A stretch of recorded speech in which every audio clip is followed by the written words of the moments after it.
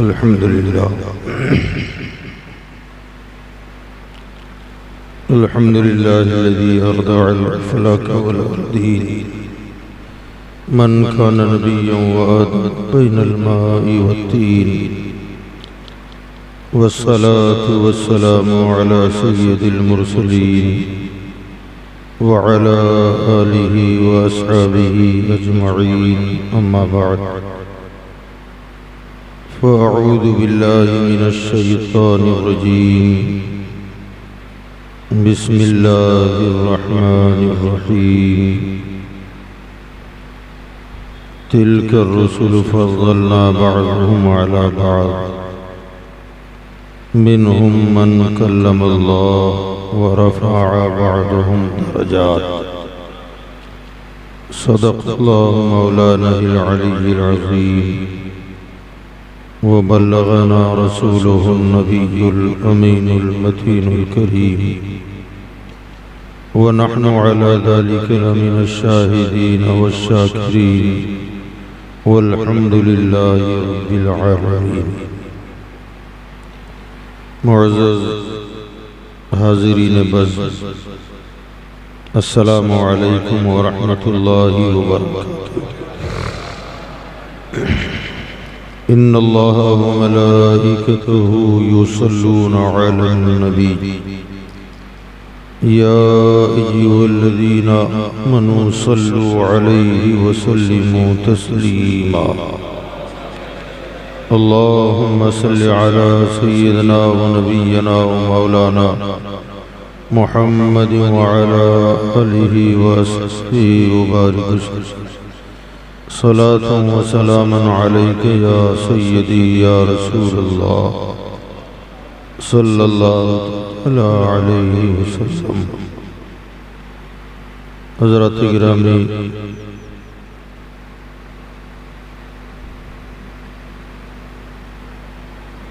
दुनिया वालों की हिदायत और रहनुमाई के लिए अल्लाह ताला ने इस कायनात में कमोबेश 1,24,000 अंबिया व मुरसलीन को मबूस फरमाया।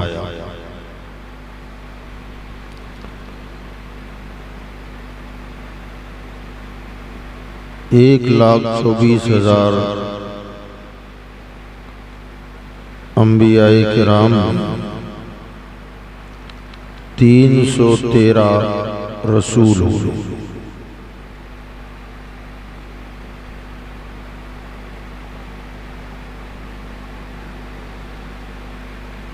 तीन 313 के अलावा सब नबी हैं।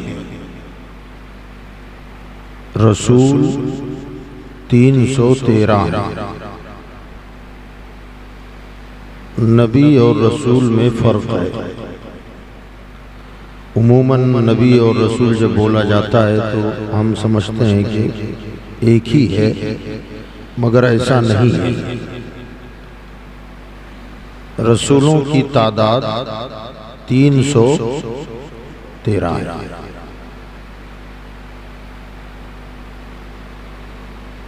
जो नबी हो जरूरी नहीं है कि वो रसूल भी हो, लेकिन जो रसूल होंगे वो नबी जरूर होते हैं। रसूल का नबी होना जरूरी है,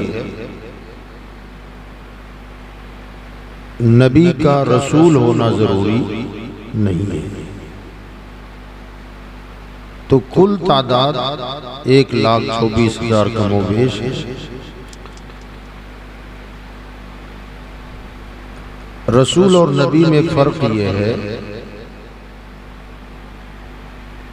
कि रसूल साहिबे शरीयत होते हैं।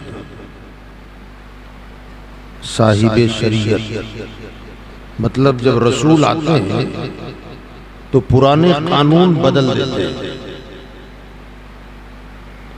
और नया कानून, नई शरीयत उनके पास वो पावर होता है। अल्लाह उन्हें किताब और सहीफे अता फरमाता है। तो पुराने कानून को मनसूख कर देते हैं, रद्द करते हैं, और नया कानून जो अल्लाह अता फरमाता है उसका इजरा होता है।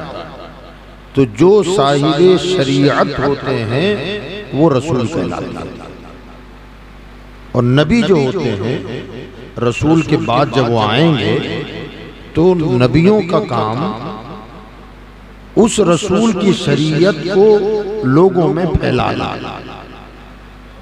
लोगों में फैलाना, उसे आम करना, ये उनकी ड्यूटी होती है। वो अपनी तरफ से कोई नया कानून नहीं लाते, बल्कि वो रसूल को अल्लाह ने जो कानून अता फरमाया, शरीयत अता फरमाई, उसी शरीयत की तरवीज और तशरीह और तबलीग वो अंबियाई कराम फरमाते हैं। इसीलिए हुजूर सल्लल्लाहु अलैहि वसल्लम ने अपनी उम्मत के उलमा के लिए जो बात बयान फरमाई कि उलमाए उम्मती का अंबियाई बनी इसराइल, फरमाया मेरी उम्मत के उलमा बनी इसराइल के नबियों की तरह हैं। मेरी उम्मत के उलमा बनी इसराइल के नबियों की तरह हैं। क्या मतलब इसका? कि जो साहिब शरीयत रसूल आते थे तो उनकी शरीयत को आम करना नबी का काम होता था। अब मेरे बाद तो कोई नबी नहीं आएगा, हुजूर के बाद अब कोई नबी नहीं आएगा, तो बनी इसराइल के जो अंबिया नबी काम करते थे ना, वो मेरी उम्मत के उलमा कर लेंगे। इसलिए ये बात हुजूर सल्लल्लाहु अलैहि वसल्लम ने बयान फरमाया। और यहाँ एक बात मैं और अर्ज कर दूं जो ज़िम्नन मेरे ज़हन में आई कि मुझसे कभी किसी ने सवाल किया था, मुझे उस सवाल के जवाब पर आज तक खुशी होती है कि मैंने बहुत अच्छा जवाब दे दिया था। कि कुरान मजीद में अल्लाह ताला ने इरशाद फरमाया, मा कान मुहम्मदुन अबा अहदिन मिन रिजालिकुम वलाकिन रसूलुल्लाह व खातमन नबिय्यीन, कि मोहम्मद सल्लल्लाहु अलैहि वसल्लम तुम में से किसी मर्द के बाप नहीं है,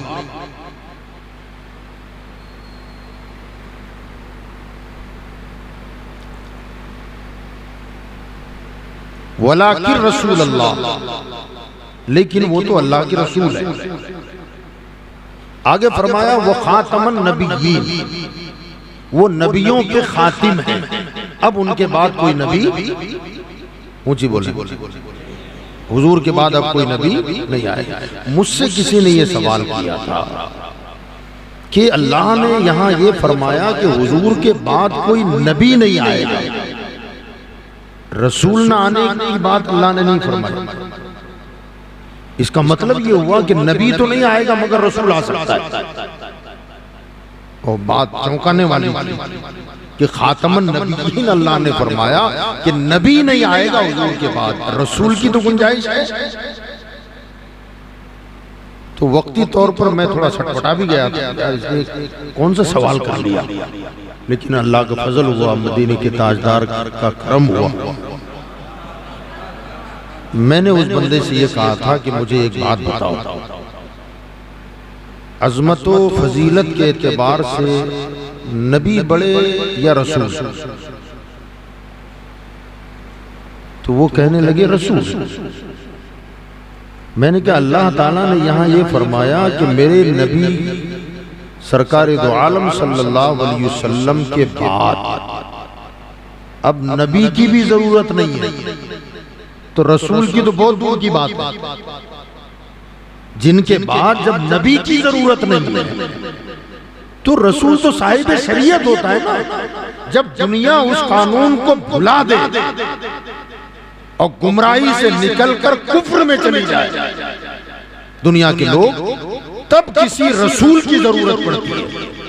तो अल्लाह ने तो यहां फरमाया कि मेरे नबू की नबूवत और रिसालत इस शान की है कि किसी बड़े ओहदे वाले का आना तो बड़ी बात है, का जो अदना है ना दर्जा नबूवत का, फरमाया उसकी भी जरूरत नहीं। जब उसकी जरूरत नहीं है तो बड़े होने वालों की क्या जरूरत है। और जहां तक नबूवत का बात है कि उनके बाद कोई नबी नहीं आएगा, तो वजह क्या का नबी इसलिए नहीं आएगा कि बनी इस्राइल के जो नबी काम करते थे ना, वो मेरे मुस्तफा की उम्मत के उलमा कर जाएंगे।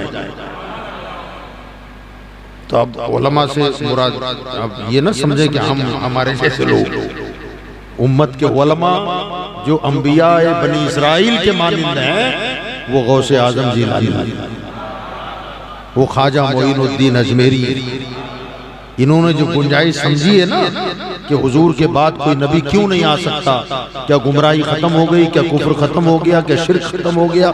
जब शिर्क अभी भी है, गुमराही अब भी है, गुनाह अब भी है, तो फिर नबी क्यों नहीं आ सकता। जब जब गुमराही फैलती है तो नबी आता था, तो फिर नबी क्यों नहीं आएगा। कुफ्र तो अब भी बाकी है, शिर्क तो हो रहा है। तो याद रखिएगा, उन्होंने मूसा की नबूवत में और मोहम्मद की नबूवत के फर्क को समझा ही नहीं है। हाँ, तो याद रखें कि उनकी उम्मत में ख्वाजा मोइनुद्दीन जैसा कोई आलिम पैदा नहीं हुआ, उनकी उम्मत में कोई गौसे आजम जिलानी जैसा आलिम दीन पैदा ना हुआ, इसलिए वहाँ नबूवत की जरूरत पड़ती थी।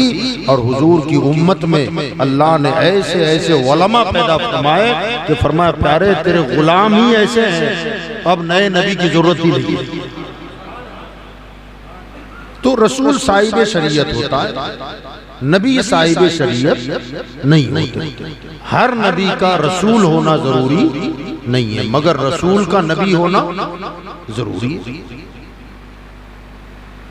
तो जितने भी रसूलान इज़ाम और अंबियाई कराम आए, हर रसूल नफ्से रिसालत में बराबर है। नबी नफ्से रिसालत में बराबर, नफ्से नबूवत में बराबर है, मगर मर्तबों का फर्क होता है। जैसे कुरान मजीद में एक जगह अल्लाह ताला ने हमें ईमान रखने की बात फरमाई कि तुम यूं कहा करो, ला नुफर्रिकु बैन अहदिम मिर रुसूली, कि हम रसूलों में फर्क नहीं करते।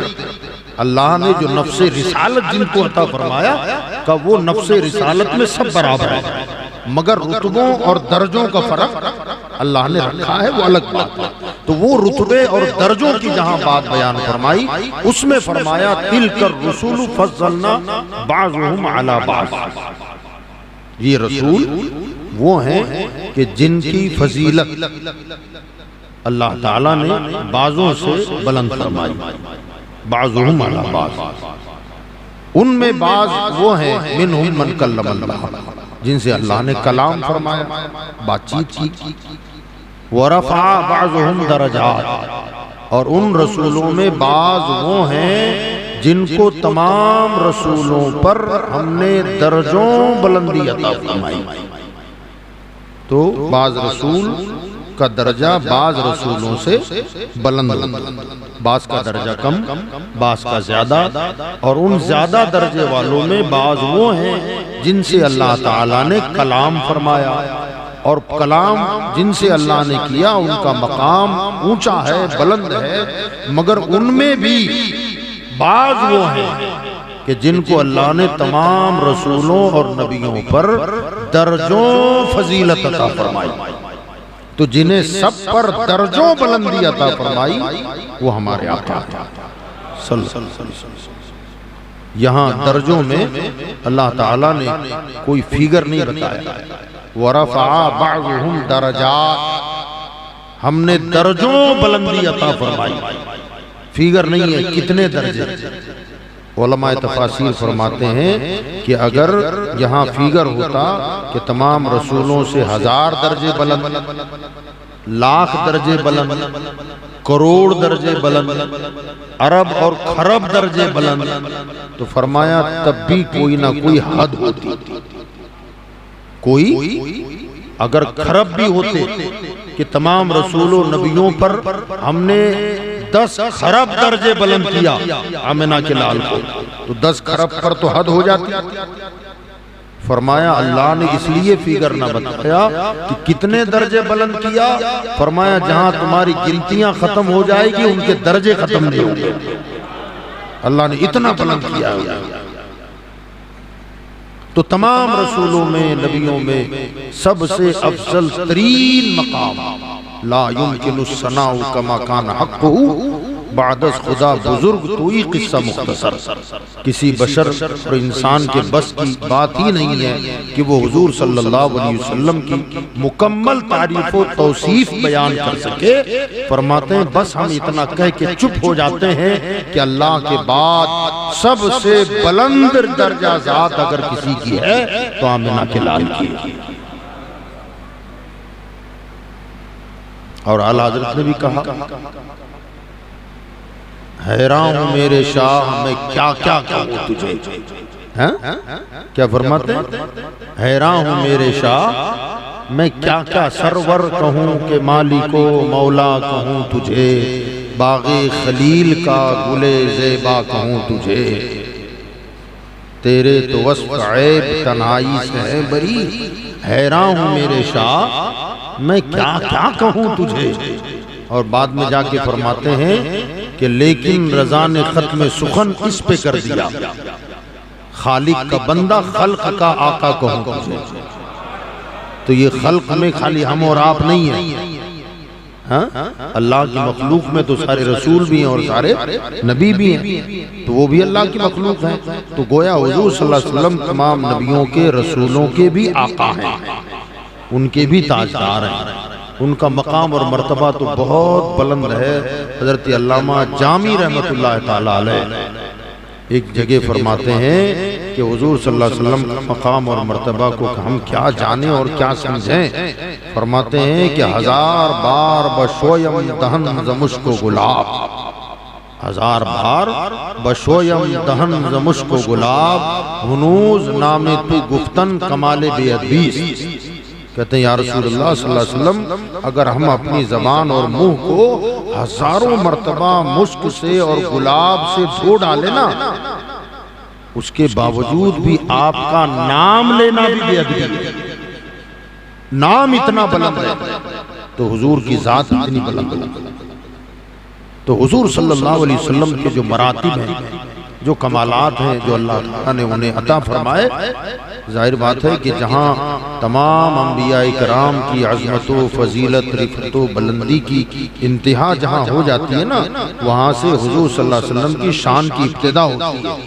और उनकी इंतहा का किसी को इल्म ही नहीं कि उनके मकामात की इंतहा कहाँ होगी, वो अल्लाह जाने और खुद रसूलुल्लाह सल्लल्लाहु अलैहि वसल्लम जाने। क्योंकि आका करीम सल्लल्लाहु अलैहि वसल्लम ने सैयदना अबू बकर सिद्दीक़ से फरमाया था, क्या अबा बकरिन लम यारिफुनी गैर हकीकत रब्बी। फरमाया कि मेरी हकीकत को मेरे रब के सिवा कोई नहीं जानता है। हुजूर के मकाम और मर्तबे को अल्लाह के सिवा कोई नहीं जानता, वो अल्लाह ही जानता है कि वो किस मकाम पर हैं, किस दर्जे पर हैं। तो अल्लाह ताला ने बेशुमार खूबियाँ, हुस्न यूसुफ दमे ईसा यद बेजादारी, आँच खूबा हमा दारंद तु तन्हा दारी। अल्लाह ने तमाम रसूलों को, नबियों को, पैगंबरों को जितने कमालात और खूबियाँ अता फरमाई, उन तमाम खूबियों को जमा करके तन्हा हमारे आका को अता फरमाया। और न सिर्फ ये कि वो जमा करके अता फरमाया, बल्कि जितने खूबियां नबियों रसूलों को अल्लाह ने दी, वो तमाम खूबियों का जामे हुजूर सल्लल्लाहु अलैहि वसल्लम को बनाया। उनके अलावा वो कमालात दिए जो किसी नबी को न दिए, वो खूबियां अल्लाह ने अता फरमाई जो किसी नबी और रसूल को अल्लाह ने न अता फरमाई। वो तन्हा ज़ाते मुस्तफ़ा सल्लल्लाहु अलैहि वसल्लम को अल्लाह ताला ने अता फरमाई। हुजूर सल्लल्लाहु अलैहि वसल्लम की बेशुमार खूबियों में, बेशुमार कमालात में एक कमाल ये भी था कि हुजूर सल्लल्लाहु अलैहि वसल्लम अगर किसी नर्म से नर्म जमीन पर, चाहे कीचड़ वाली क्यों ना हो, अगर कदम रख देते ना तो हुजूर का निशान कदम नहीं आता था। कीचड़ में भी पैर रख देते तो निशान नहीं उतरता था। यह कमाल थी हुजूर की जात की। दूसरा कमाल यह था कि कीचड़ में भी पैर का निशान ना उतरे और पत्थर पर रख दे तो उतर जाए। ये कमाल। न मेरे दिल पर, न जिगर पर, न दीदे तर पर, करम करें तो निशाने कदम हो पत्थर पर। ये हुजूर की शक्ल थी। यानी पत्थरों पर निशाने कदम है ये तो हम जानते हैं, मगर दूसरा कमाल ये था कि चाहे जितनी नर्म जमीन हो, अगर निशाने कदम रख देते ना, वो पैर रख देते तो उस पर निशान नहीं आता था। ये खूबी हुजूर सल्लल्लाहु अलैहि वसल्लम की थी। दूसरी खूबी सरकार दो आलम सल्लल्लाहु अलैहि वसल्लम की ये थी कि हम सब जानते हैं कि हुजूर सल्लल्लाहु अलैहि वसल्लम के जिस्म पाक का साया न चांद की चांदनी में था, न सूरज की रोशनी में था। हुजूर के जिस्म का साया किसी ने देखा नहीं। हुजूर का जिस्म बेसाया था।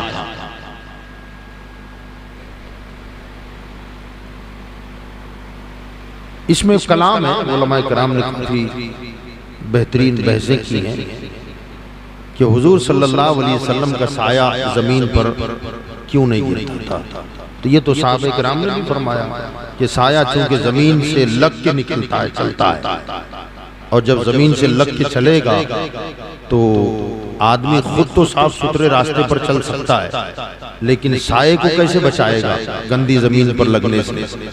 फरमाया कि अगर साया हुजूर का जमीन पर गिरता तो फिर अल्लाह ताला अपने हबीब के साये को भी किसी गंदगी से गुजरता हुआ देखना गवारा नहीं फरमाता था। इसलिए हुजूर के जिस्म ही को बेसाया कर दिया। और कमाल ये है कि हुजूर का जिस्म था तो बेसाया, मगर वो खुद हैं इतने सायादार कि हम सब हुजूर के साये में है कि नहीं। हुजूर का जिस्म था तो बेसाया, मगर हम सब उन्हीं के साये में। और जिनको हुजूर का साया नसीब हो गया ना, अल्हम्दुलिल्लाह, जिनको हुजूर का साया नसीब हुआ, देखे ना आप, जिनको साया नहीं मिला वो गोरे चिट्टे होकर भी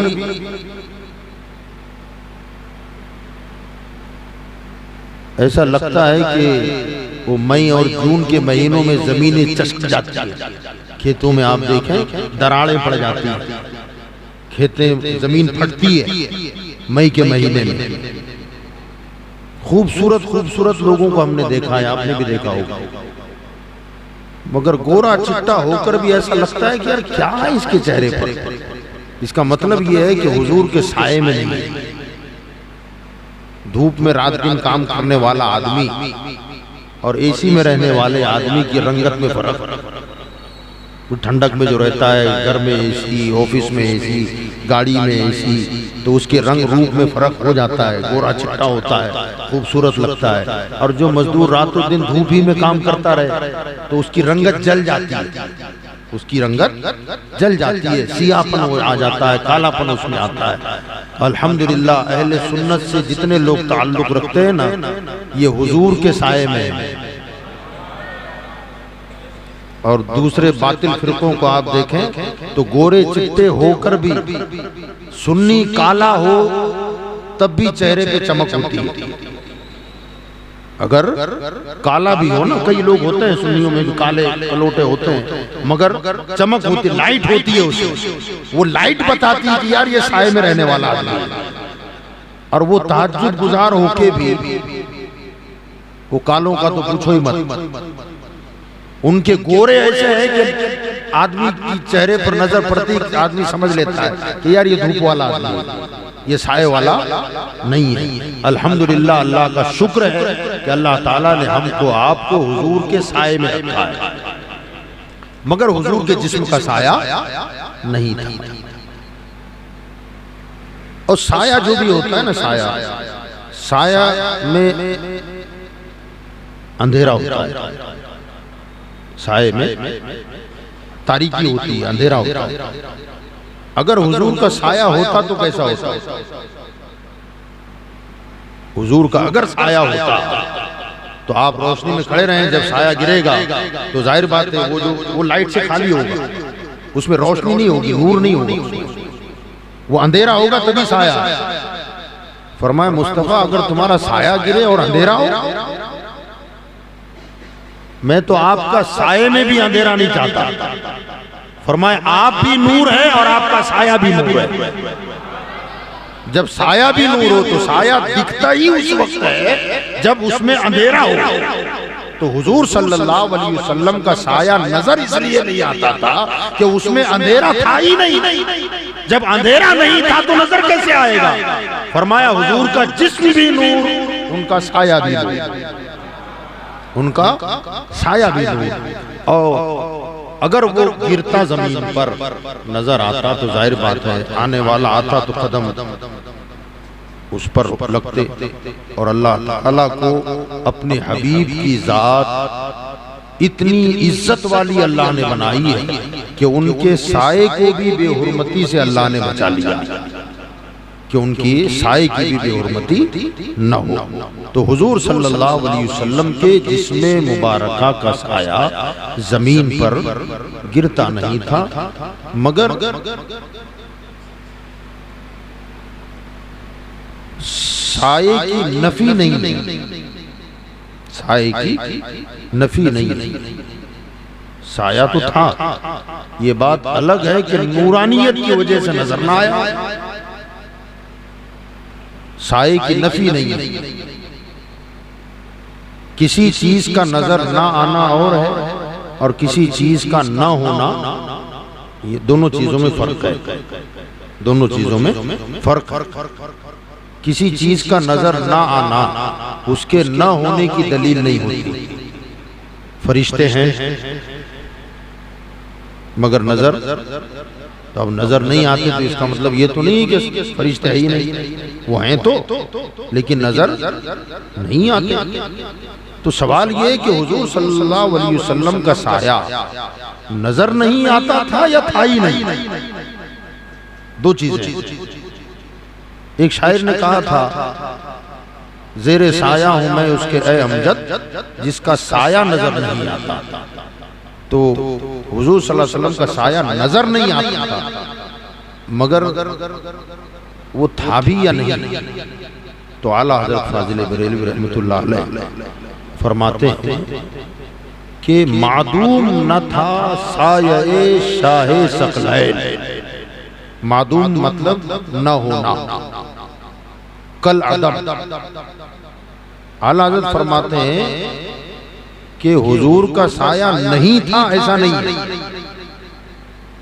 मादूम न था साये शाहे सकलैन, उस नूर की जलवगाह थी जाते हसनैन। मादूम न था साये, साया कह के बता दिया कि मैं बात किस चीज की कर रहा हूं। आला हज़रत ने पहले मिसरे में साया कह के हमारे जहन को उस तरफ ले गए कि मैं हुजूर के साये की बात कर रहा हूं, मगर साये में अंधेरा होता है, तारीकी होती है। तो अगले मिसरे में कहते हैं, पहले कहा कि मादूम न था साये शाहे सकलैन, उस नूर की बात काहे की चल रही है? साये की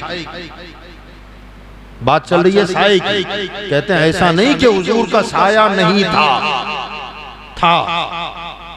कहते हैं लेकिन उस नूर की जलवगाह थी जाते हसनैन। तो कौन से नूर की?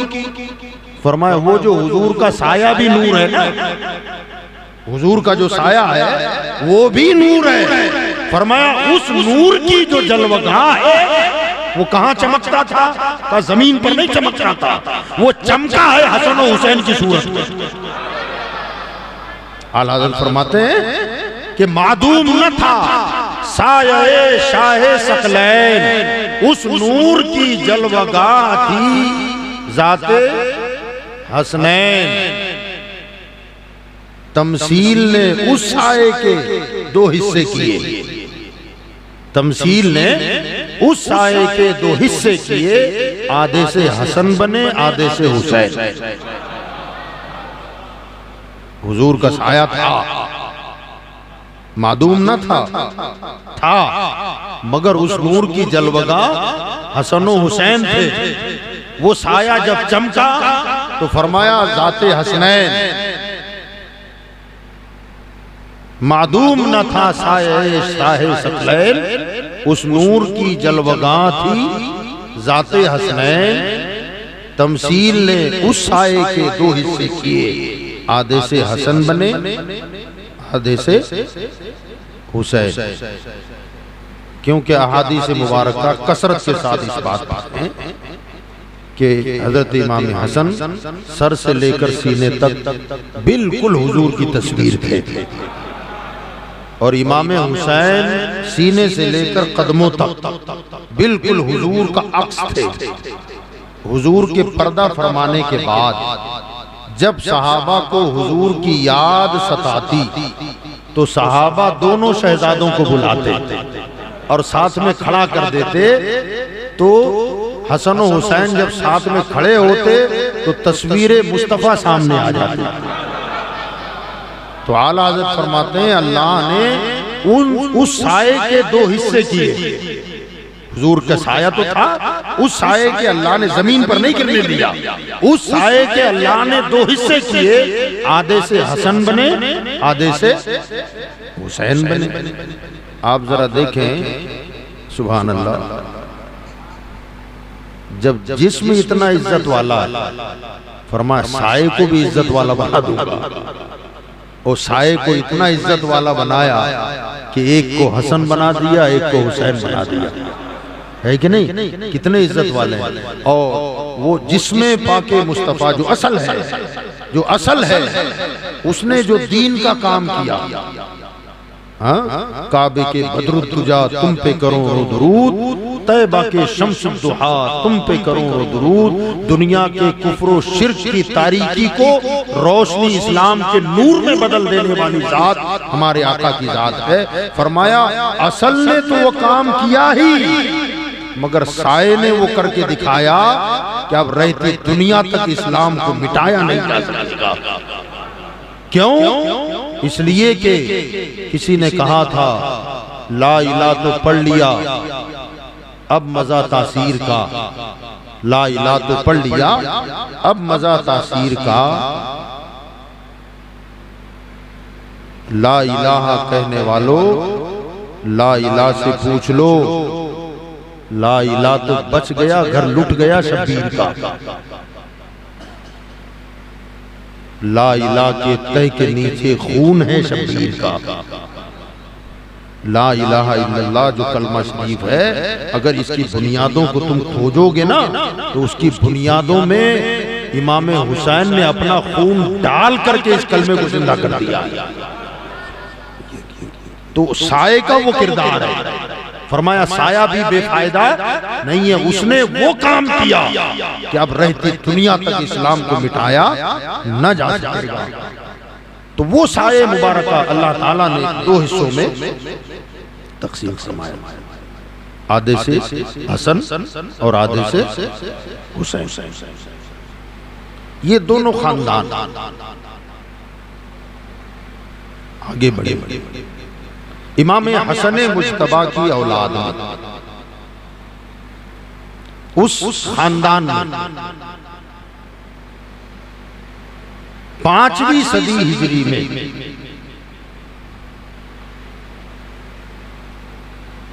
एक साहब हुए इमाम हसन की औलाद में, जिनका नाम नामी इसमें गिरामी है हजरत सैयदना सैयद मूसा अबू सालेह।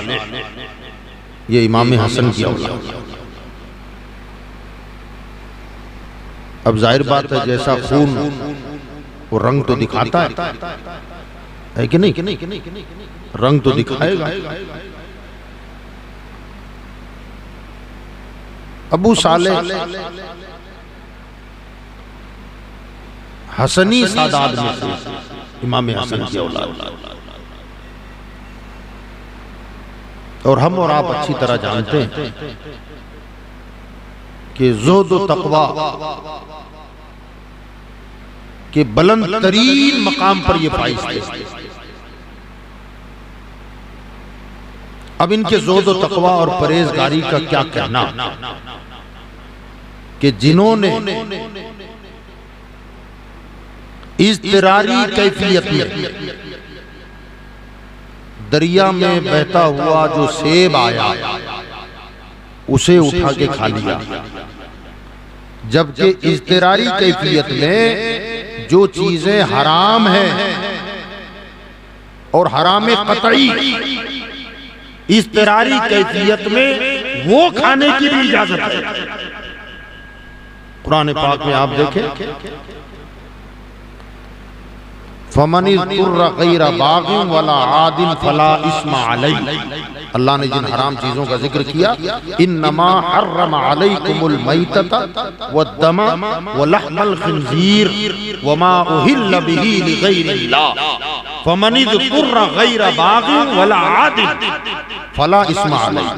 अल्लाह फरमाता है और तुम पर हराम करार दे दिया गया मैतत, मुर्दार, जो खुद से जानवर मर जाए हम खा सकते हैं उसे?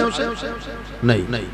वद्दमा, खून, बहता हुआ खून जो है, जैसे आप जानवर ज़िबा करें उससे जो खून निकलता है, अगर बर्तन में आप जमा कर देंगे उसे, तो उसे थोड़ी देर रखेंगे आप तो बिल्कुल सूखेगा, और जब सूख जाएगा ना तो आप कलेजी में और खून में कोई फर्क महसूस नहीं करेंगे, बिल्कुल कलेजी जैसा हो जाएगा दिखने में। उसके पीसेस भी आप बना सकते हैं। हराम खाने वाली कौमें उसे बाकायदा सुखाकर खाती है और वो कहते भी हैं कि बहुत टेस्टी होता है। अल्लाह फरमाता है मुसलमानों तुम्हारे लिए बोलें क्या है? हराम। वो लहमल खिंजीर, और सूअर का गोश्त हराम है। वमा उहिल्ल बिही लिगैरिल्लाह, और वो हलाल जानवर जो अल्लाह के अलावा किसी और के नाम पर ज़िबा किया जाए।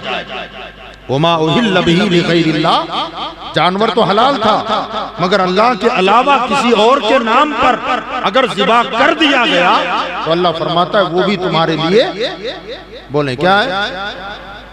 फमनिद तुर्रा, इज़्तिरारी कैफियत तारी हो जाए, खाने के लिए कुछ नहीं है, फाके पर फाके गुजर रहे हैं। फरमाया ये जो ऊपर हमने बयान किया ना, अगर इज़्तिरारी कैफियत तारी हो, फाके पर फाके गुजरने लगे, तो ये हराम में से भी जान बचाने जितना अगर आप खा लेंगे फला इस्मा अलैहि, तो तुमको गुनाह नहीं दिया जाएगा, गुनाह नहीं है। उतना इज़्तिरारी कैफियत में अगर खा लोगे, सूअर का गोश्त है, खून है, मरा हुआ जानवर है, या गैरुल्लाह के नाम पर जानवर ज़िबा हो गया था, बलि चढ़ा दी थी किसी ने, मगर कोई मुसलमान इतना भूखा था कि कई फाके गुजर गए। फरमाया इज़्तिरारी कैफियत में वो किसी का बलि चढ़ाया हुआ जानवर भी अगर था तो तुम उतना जान बचाने जितना उसे खा सकते हो, फला इस्मा अलैहि, तुम पर कोई गुनाह नहीं। जब हरामे कतई इज़्तिरारी कैफियत में खाने की इजाजत कुरान दे रहा है, ये क्या है? शरीयत है। ये क्या है? ऊंची बोले क्या है? खा सकते हैं, ये शरीयत है। और इज़्तिरारी कैफियत में सेब उठा के खाया, अबू साले ने फिर ख्याल आया कि ना, शरीयत तो इजाजत देती है, तरीकत इजाजत नहीं देती। समझ गए आप? शरीयत इजाजत देती है कि इज़्तिरारी कैफियत में सूअर भी खाया जा सकता है, लेकिन तरीकत कहती है कि इज़्तिरारी कैफियत ही क्यों ना हो, सेब भी नहीं खा सकते। इजाजत क्यों नहीं हुई? वो असल तरीकत वाले थे। समझ गए? अब अगर कोई तरीकत की बात करता है तो उसे उस कसौटी पे परखो कि मियां तरीकत वाले तो अबू साले थे, कई दिन से भूखे थे, मगर बहता हुआ सेब आया तो इज़्तिरारी कैफियत में उठा के खा लिया। शरीयत का हुक्म था, इजाजत थी, मगर फिर तरीकत ने ललकारा, तू तो साहिब तरीकत है ना, ये तो शरीयत वालों को इजाजत है कि खा सकते हैं, मगर तू तो तरीकत वाला है, कहा अब क्या करना है? कहा जिधर से पानी बहता आ रहा है उधर जा, और जाकर के जिसका सेब था उसके मालिक को मिल, उससे माफी मांग, अगर वो माफ कर दे तो बेहतर, और कोई शर्त लगा दे तो मान ले। ये है तरीकत। समझ गए ना आप? ये तरीकत वाले लोग हैं। चल पड़े। एक सेब खाना हलाल है क्या हराम है? और सूअर पर पूरा कुरान पढ़ के भी ज़िबा कर दो तो कोई पूरा कुरान पढ़ डाले, कोई हाफिज साहब को कह दे कि भाई मैं इसे पकड़ के रखता हूं, पहले तुम 30 पारा पढ़ो बाद में काट कर। पूरा कुरान पढ़ने से भी वो हलाल नहीं होगा। जब इतना नजिसुल ऐन जानवर जो हरामे कतई है और जिसकी हुर्मत नस से कतई से साबित है, जो कोई सूअर के हराम होने में शक करे, खुदा की कसम वो काफिर हो जाए, क्योंकि कुरान से साबित है उसकी हुर्मत। वो काफिर हो जाए अगर उसे उसके हराम होने में शक करे। जब इस्तिरारी कैफियत में शरीयत कहती है कि वो खाओगे तो तुम्हें गुनाह नहीं होगा, ये शरीयत है। और तरीकत क्या है कि सेब हलाल है, बहता हुआ आ रहा है, खा सकते हैं।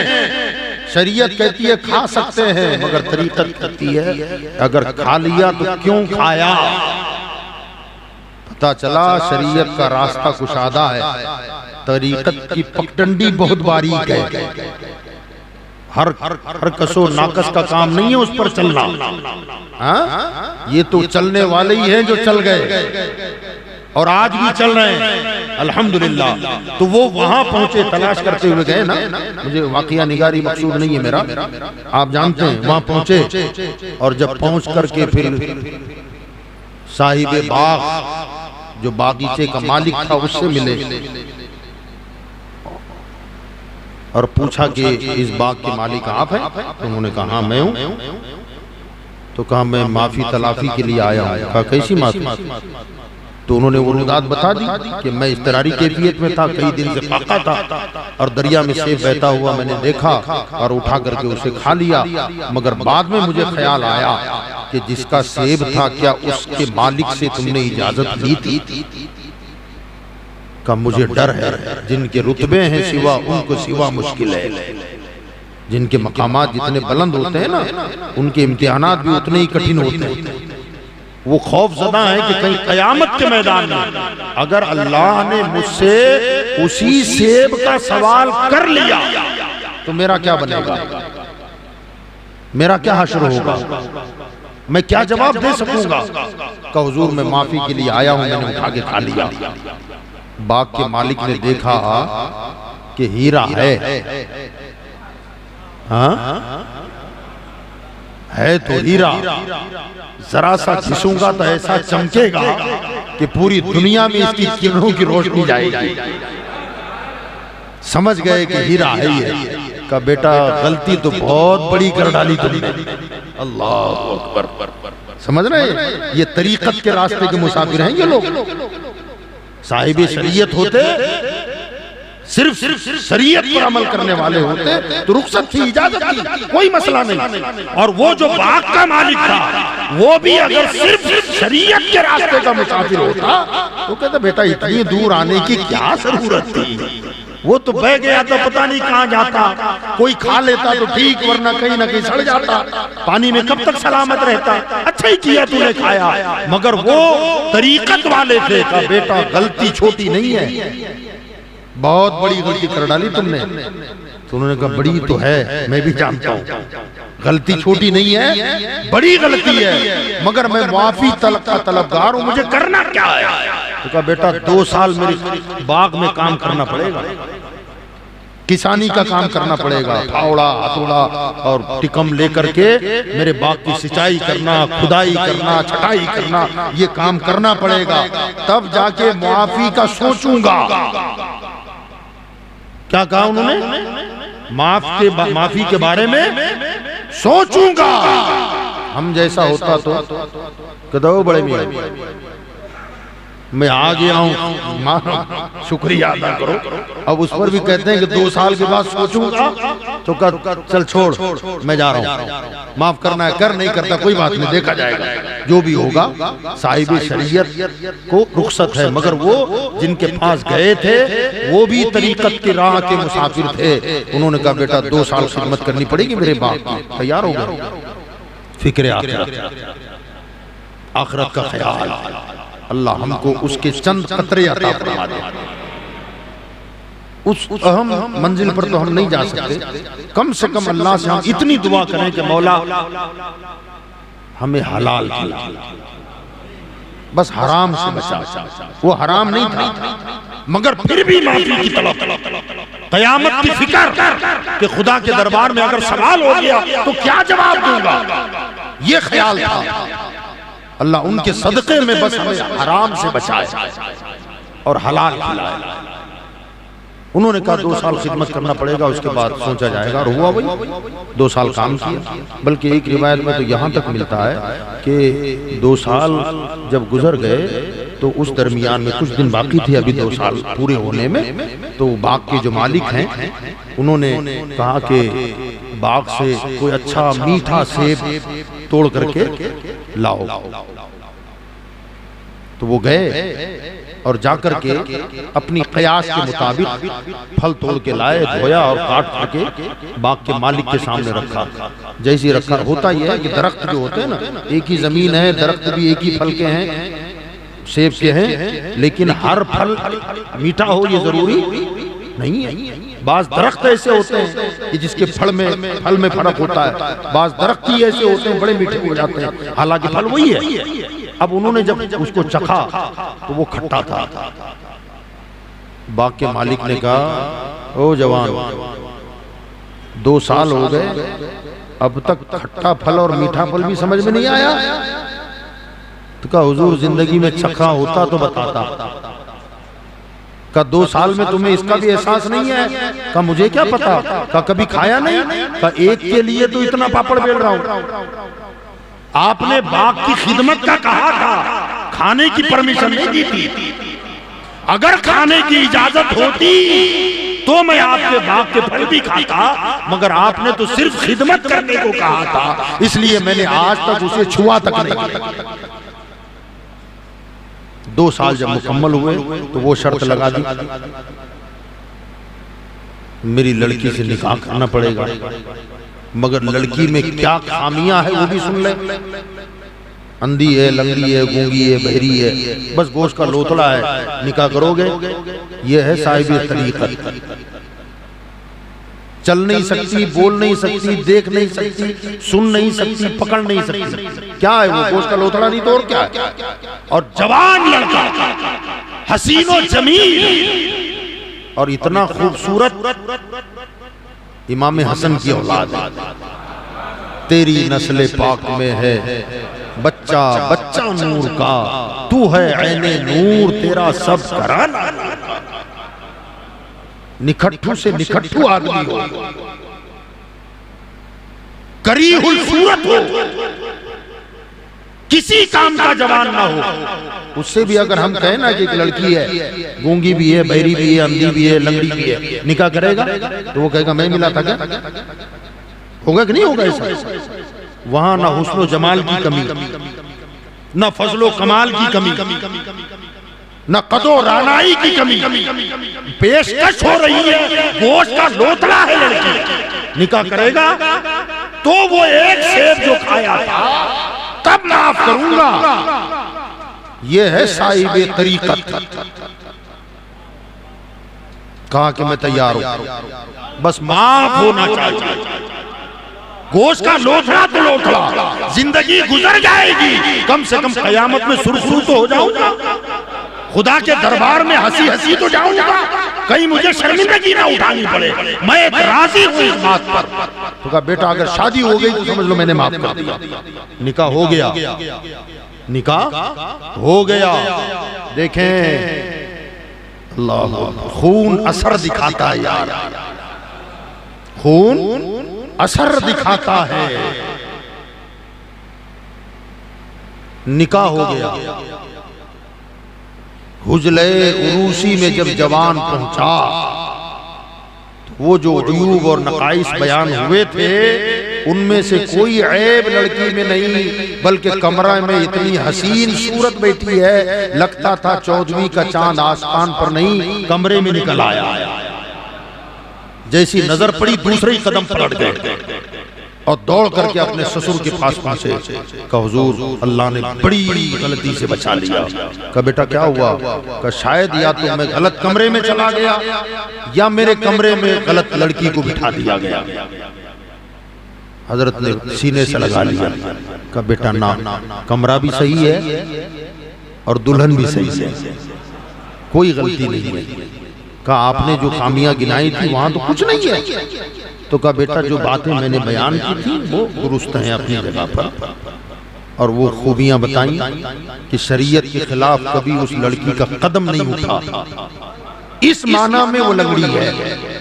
शरीयत के खिलाफ कभी हाथ इस्तेमाल नहीं किया उसने, इस माना कर वो लुंजी है। शरीयत के खिलाफ जिंदगी में कभी एक लफ्ज जबान से अदा नहीं हुआ है, इस माना कर वो गूंगी है। और शरीयत के खिलाफ कोई चीज अपनी आंखों से आज तक नहीं देखा, इस माना कर वो अंधी है। और शरीयत के खिलाफ कोई कलाम उसके कानों ने नहीं सुना है, इस माना कर वो बहरी है। फरमाया जाहिरी जिस्म तो सही है, वही तुम्हारी बीवी है जिससे तुम्हारा निकाह हुआ। ये लड़की औलाद है सैयदना इमाम हुसैन की। खून रंग लाता है, खून का असर होता है। इमाम हसन की औलाद में लड़का इतना पाकीज़ा, इतना किरदार बुलंद, और इमाम हुसैन के खानदान से जो शहजादी है वो लड़की का किरदार इतना बुलंद। जब दोनों के निकाह हुआ, हसनी खानदान हुसैनी खानदान, और निकाह के नतीजे में अल्लाह ने जो औलाद अता फरमाई उसी को पीराने पीर गौसे आजम कहते हैं। वही शेख अब्दुल कादिर जिलानी बगदादी रदी अल्लाह ताला अन्हु है। इब्तिदाई कलाम पर आप तवज्जो दें, हमने बात वहां से शुरू की थी कि मादूम न था साये शाहे सकलैन, उस नूर की जलवगा थी जाते हसनैन। तमसील ने उस साये के दो हिस्से किए, आधे से हसन बने, बोले आधे से हसन बने।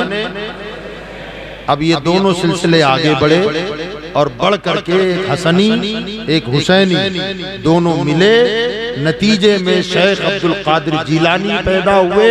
तो अल्लाह ने जो दो हिस्सों में साया था ना उसे एक बना दिया। आधा हसन और आधे हुसैन थे, अब यहाँ आकर के वो दोनों आधे आधे साए मिल गए तो तन्हा शेख अब्दुल कादिर जिलानी का वजूद हुआ।